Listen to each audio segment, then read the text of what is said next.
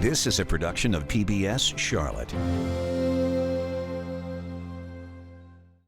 Just ahead on Carolina Impact, school districts use special affordable housing in hopes of attracting and keeping teachers. Plus, how a major bank teaches local kids life skills through sports. And I hope your taste buds are ready because we explore how two regional chocolatiers make treats you just can't resist. Carolina Impact starts now.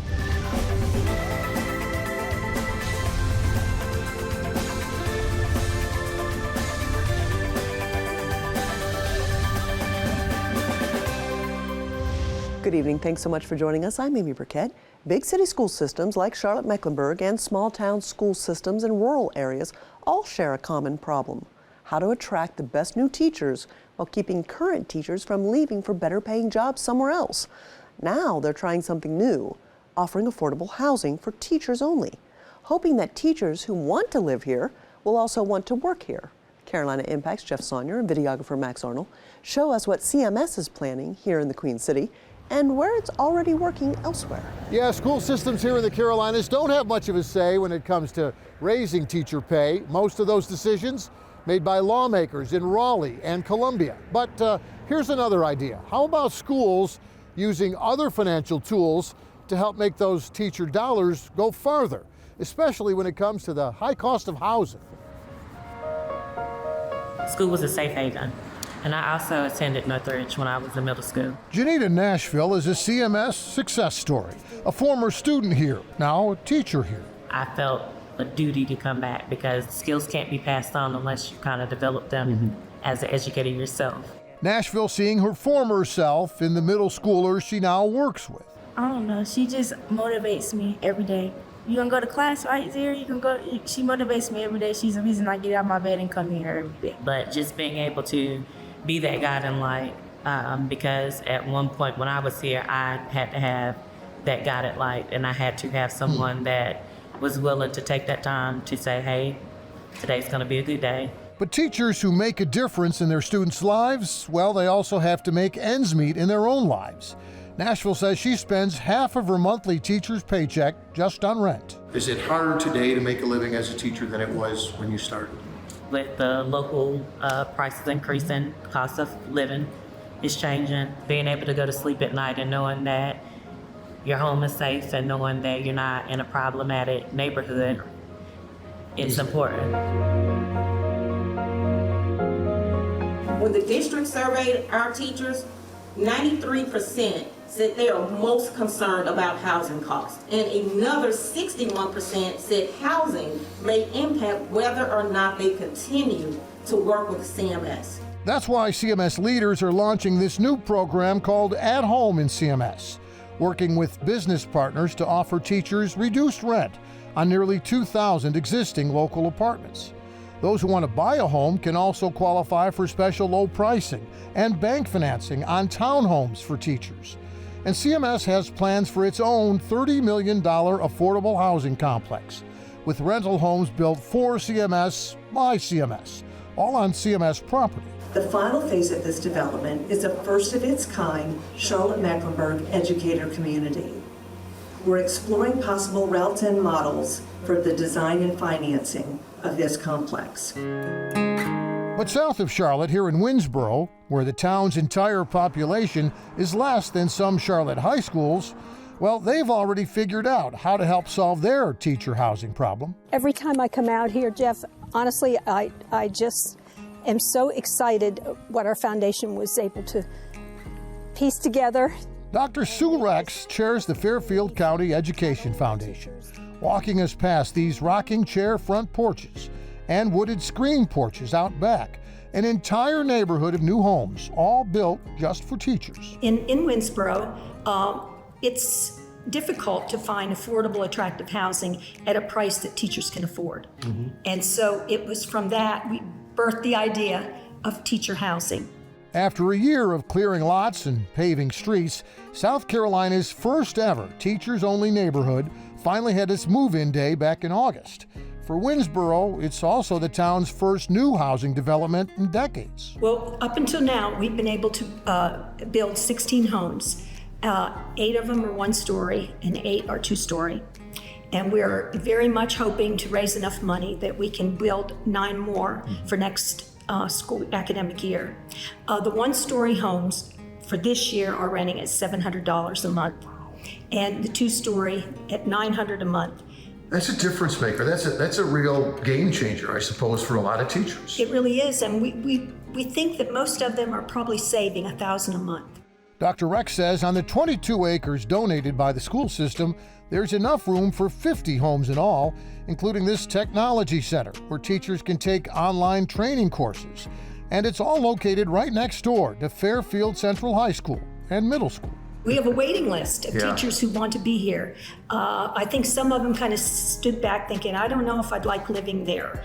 But they hear their colleagues say it's great. Here's our living room space, and we have our dining room area over here, and the kitchen is over here. All of the appliances came with the house. Kamila Cook takes us on a tour of her new teachers-only home, along with her husband, Juan Alvarado. And how many bedrooms are we talking about? There are 3 bedrooms. Kamila and Juan are newlyweds and new teachers, too. They say the offer from Fairfield County of a job and a place to live right out of college makes Winsboro a win-win for them. And where are we here now? This is the master bedroom. And we have our walk-in closet on this side and the master bathroom on this side. Did you ever think you'd have an opportunity to be in a brand new house as a brand new teacher? Oh no. Oh no, this is truly a blessing. Yeah, they reached out with this opportunity. And at first I had to wipe my eyes and say, that can't be true. Most of my classmates already signed a contract with the school district. But teacher housing here in the Fairfield district also means this couple can start saving now for what they really want, a future home of their own. We have a goal in mind, and this is only the first step. I feel more than fortunate. It's a similar story for Victor Hernandez, a 10-year teacher and soccer coach here in Winsboro, who moved with his family to this one-story home for teachers only. My whole family loves the idea of being here now. And what do you tell other teachers about this program? If you're part of that community, that makes your job easier and better, more effective. Housing developments for those type of situations are a big help, and if help is offered to me, I'm definitely going to be willing to take it. Now, school systems big and small say they won't stop lobbying lawmakers for higher teacher pay, but housing help for teachers is simply one more way to help convince the very best teachers to stay. Amy? Thank you, Jeff. We've got more information about the teacher housing programs at both CMS and in Fairfield County, South Carolina. Just click on the Carolina Impact links at our website, pbscharlotte.org. As we continue to highlight people pouring into our children, when you think of banking, what comes to mind? Chances are it's all the usual things like checking and savings accounts, home mortgages, personal loans, and so on. But teaching life skills through sports to kids? Not something you'd expect to be on that list. Carolina Impact's Jason Terzis joins us with more. Well, as most of us are already aware, the Queen City is the second largest banking city in the United States, trailing only New York City, and has a growing financial technology or fintech industry. But not everything the banks do has to do with finances, as we recently found out at Bank of America Stadium. The raindrops were falling everywhere. The camera lens needed periodic wiping. Listen, the weather did not cooperate. But those who were at Bank of America Stadium on this soggy morning didn't seem to mind, at least not too much. All right, now lull me to sleep and then explode dynamic-like, okay? Here we go. Then again, it would be a little tough to complain when 3-time Olympic gold medalist and World Cup champion Heather O'Reilly was here teaching kids the game of soccer. Nice pick there. O'Reilly's in, the shot, scores at the near post. USA leads. Today for me was all about just giving them a little bit of exposure to the game, and hopefully they'll take a little bit with them going forward. O'Reilly, just one of many famous retired athletes on hand for Bank of America's Sports With Us, a program designed on a philosophy to inspire, connect, and impact communities through athletics. Well, we are so excited to bring Sports With Us. For all of us at Bank of America, we know that we can take advantage of sports and really legendary figures who have pursued excellence in their profession. I'm so thankful that Bank of America understands the importance of this, and they're giving me an opportunity, and some of the other guys and ladies here, an opportunity to really be present and work with these kids with those initiatives. Around 120 fifth graders from Bearwick Elementary School in West Charlotte running through the inflatable Panther head and out onto the field, where they rotated through various interactive stations. Kind of a little bit of every sport, football, soccer, and maybe some NASCAR, because we went inside at first and did some NASCAR. The kids learning all sorts of skills, like how to change a NASCAR race tire, hit golf balls, shoot hoops with Charlotte Hornets legend Del Curry, and toss footballs with former Carolina Panthers All-Pro Thomas Davis. Aaron Rodgers lobs a pass, intercepted, Thomas Davis. And fortunately, you get to show us how accurate you are throwing it in the rain, which a lot of NFL quarterbacks struggle with too. So I want you guys to have fun doing this. We know that it's gonna be difficult, but that's what makes it fun, all right? We love this field trip very much, and this is our very first field trip in 5th grade, so it's really very cool, and it's very nice. We're in the course right now, trying to throw some football into some holes. I still haven't made any, but the only reason I haven't made any is because the football's slippery. Oh, that was almost it. Oh, we got one. Good job. Well, as you know, this is our hometown, and healthy communities create greatness for us and our customers. And so to encourage kids to participate and compete, there are lifelong lessons here. And we're just thrilled that we have the partners like the Carolina Panthers really to help us and share a commitment to young people. The Sports With Us clinics take place across multiple U.S. cities each year. Over the next decade, the goal of the program is to positively influence the lives of hundreds of thousands of kids, giving them important tools to help set them up for success, whether it's in sports or in the game of life. You know, I've had the opportunity to work with them with the things that they've been doing within the community for the last 3 or 4 years. And it's a truly special opportunity for me. I think that sport is a huge part of your life, and it can provide so many things, all the things that we all know about, right? Like a healthy lifestyle, working together, overcoming adversity. From leadership to teamwork to coaching and just continued commitment to pursuing excellence. When you're taking your shot, I want you to be on balance. Okay, so if you feel like you need to take an extra dribble, that's fine. I would more prefer you to be on balance. All right, let's see it. While the kids may be a little too young to remember Heather O'Reilly or Thomas Davis during their heydays on the playing field, they didn't seem to mind, even if they didn't realize the life lessons they were learning in the process. If they don't realize it in the moment, that's fine, because they're here to play. That's an escape. They're here to work with their teammates and meet new people. So if they don't realize that it's happening, it's fine. It's sort of a message that's getting ingrained in them, and they'll kind of bring it with them throughout life without even realizing it. Believe in yourself, that's a big one. What else? You also have to be decisive in the decisions that you make when you're with other kids. Do y'all understand that?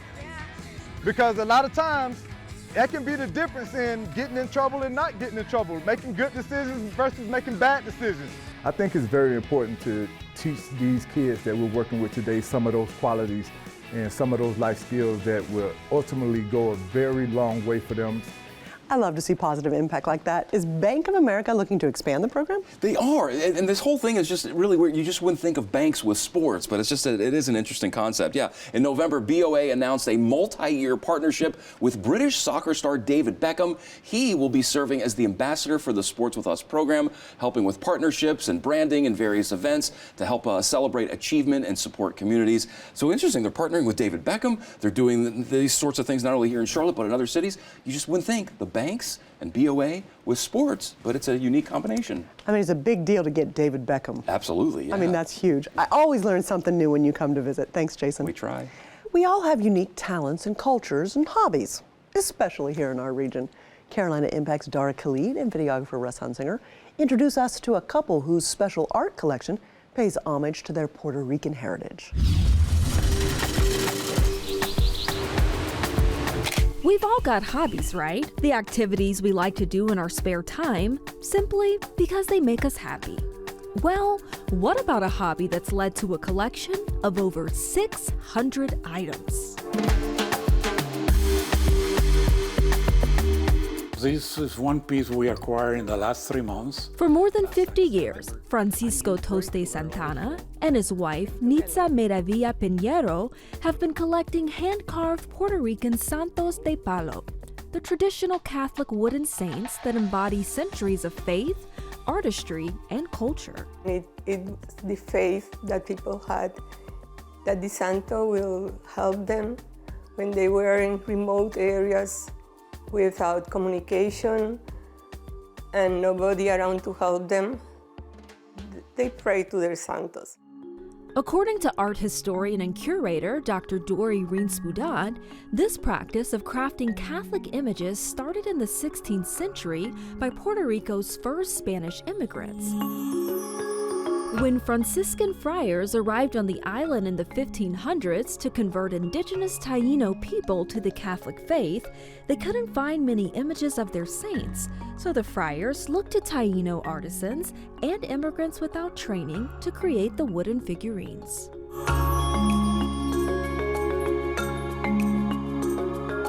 Those colorful sacred pieces adorn Francisco and Nitza's home. From shelves on the wall to glass front cases, you'll find various santos, some that depict the three kings riding on horseback, notable virgins like the Virgin of Montserrat, and Santa Barbara. This is one of the couple's newest pieces, created by the late Francisco Rivera, which Francisco holds proudly as he tells us more about it. Over here are his initials, FR, and also the year 1879 when he made this piece. So I'm sure you're wondering, just like I was, what sparked their love for santos that led to them having so many? Well, for the duo that was born and raised in Puerto Rico, it began with an annual wedding anniversary tradition. The first year is paper. You're supposed to give your wife a paper gift. That was simple. So the fifth year is wood. I decided to go to the old city of San Juan, where there are a lot of art galleries.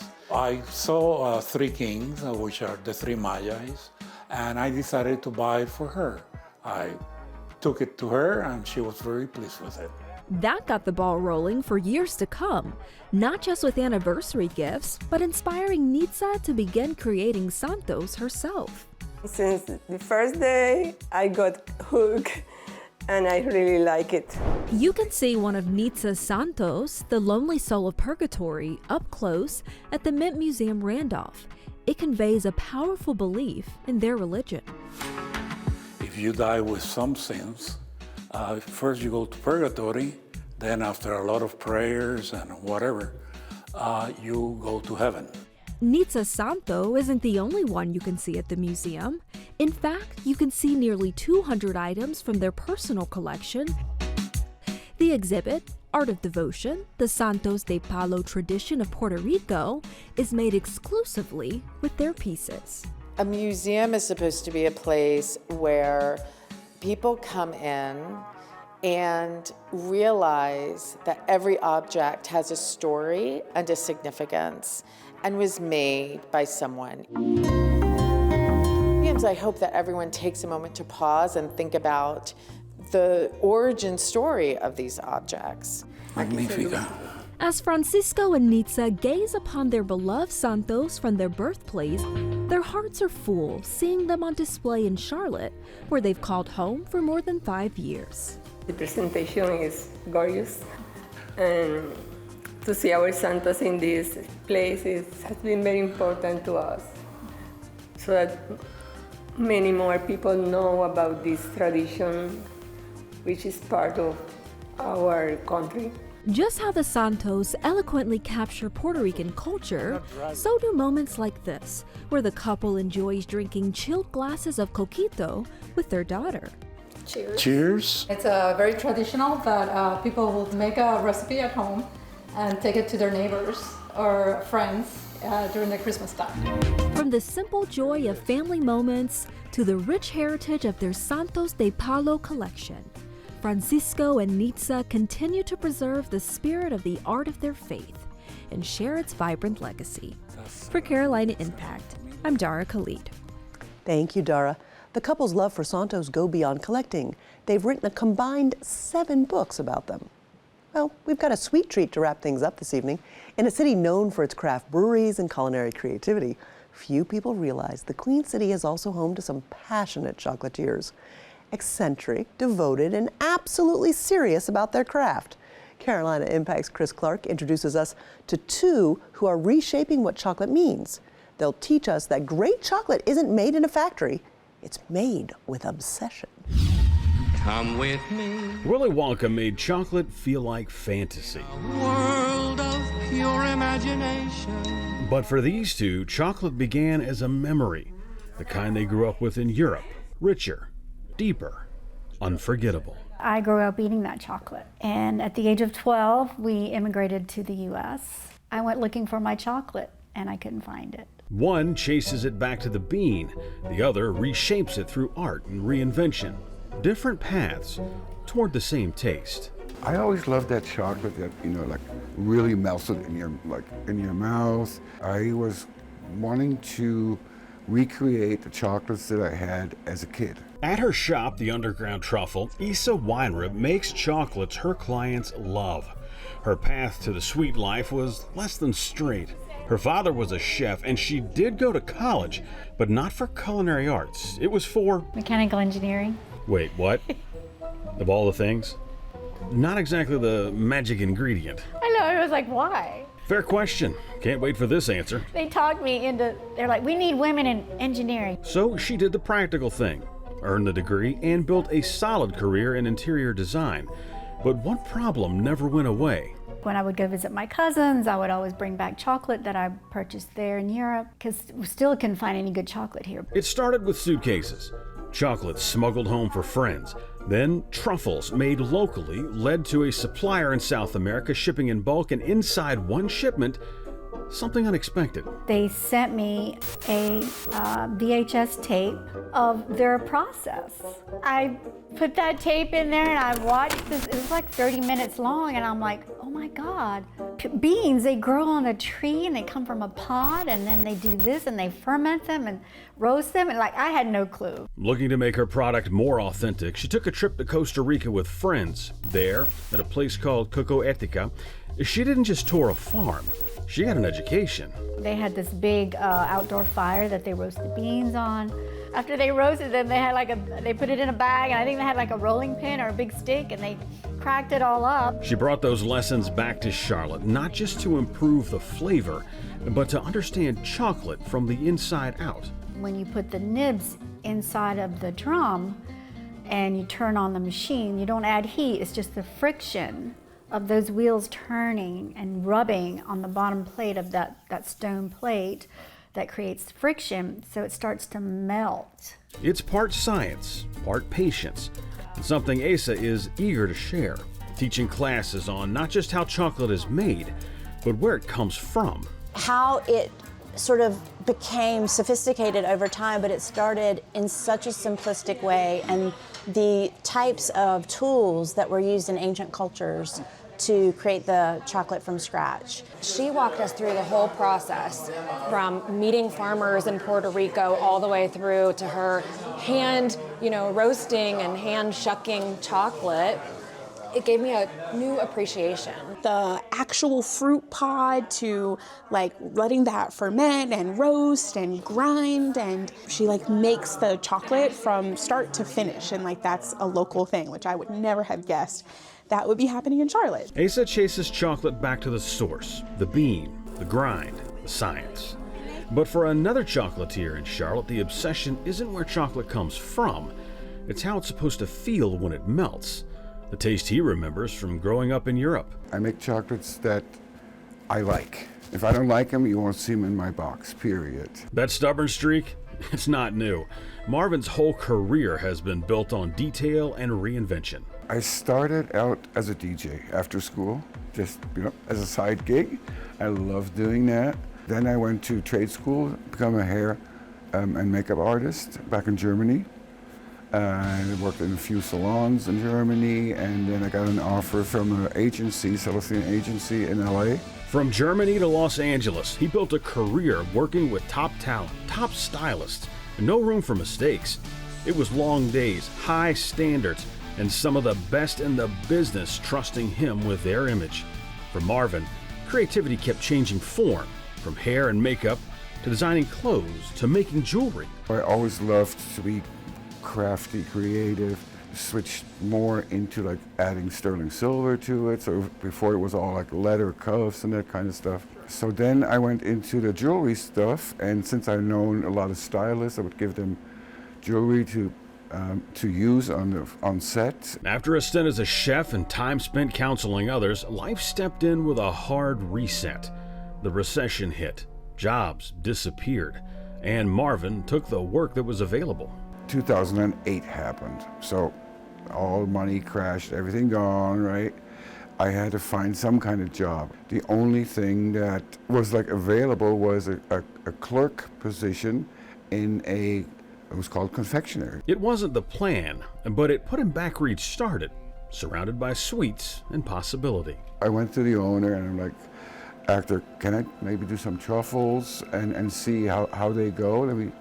And he's like, yeah, try it out. One batch turned into another. Customers came back, and before long, chocolate stopped being an experiment and became the thing that followed him all the way to Charlotte. After years on the road, Marvin wasn't just looking for a new city. He was looking for a place that felt familiar. We came for a visit, and I was like, this is really nice here. It's very much Charlotte, or even North Carolina, is very much kind of like Germany. It has like the mountains, it has a lot of forests. What started as a small experiment didn't stay small for long. In just a few years, Marvin's Chocolates began earning serious recognition, including Charlotte Consumer Choice Awards for Best Chocolate Shop in both 2025 and 26, a Best of 2025 nod from Business Rates, and national recognition from the Worldwide Certified Business Review Board as one of the best businesses of 2025. Not bad for someone who says he's just making chocolate he likes. The responses and the faces of people, that warms my heart. Two chocolatiers, two very different approaches. One standard: make something you love. For Carolina Impact, I'm Chris Clark. Okay, Chris, you've made me hungry now for my sweet tooth. Thanks so much. Whether you crave the bold bite of pure dark cacao or the smooth sweetness of old school milk chocolate, like me, there are plenty of incredible sweet treats across our region. Now that I'm hungry, it is time to say goodnight. Thanks so much for joining us. We always appreciate your time. And I look forward to seeing you back here again next time on Carolina Impact. Good night, my friends.